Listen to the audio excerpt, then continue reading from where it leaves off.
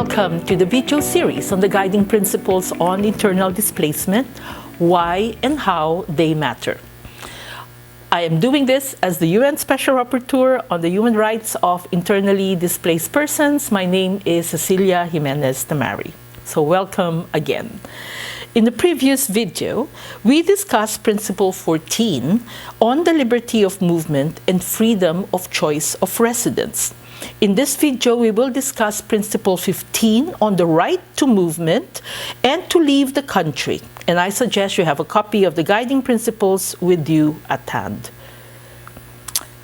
Principle 15 provides internally displaced persons have the right to seek safety in another part of the country, B, the right to leave their country, C, the right to seek asylum in another country, and D, the right to be protected against forcible return to or resettlement in any place where their life, safety, liberty, or health would be at risk. All the rights enumerated in this principle relate to the freedom of movement and the right to liberty as well as security and integrity of person. Thus, if personal safety is at risk in one part of their country, the right to freedom of movement affords internally displaced persons the right to move and seek refuge in another part of the country.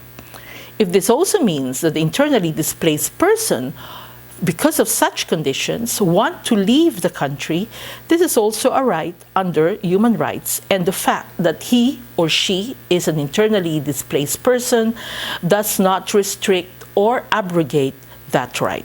However, it may be restricted on grounds of national security and public order or safety so long as such restrictions are lawful. Of course, to leave the country to seek asylum in another country has to be guaranteed as well, and if the internally displaced person seeks international protection across the border. This would be related in circumstances where the internally displaced person wishes to escape persecution in his or her country, and in this case, international regime on protection for refugees will kick in once that person crosses his or her border.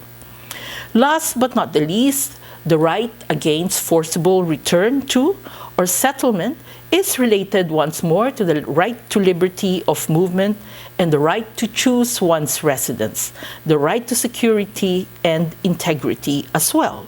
In fact, it is parallel to the concept of non-refoulement, where a person's return to his or her country may subject that person to torture, for example, and is therefore prohibited by international law.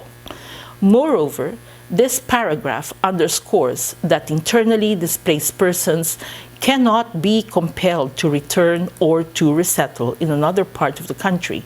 And this is a principle that we shall come across once more later in this series when we discuss the concept of durable solutions and settlement options. Thanks for tuning in, and in the next video we will discuss Principle 16 on the right to know the whereabouts of the missing. I hope to see you then.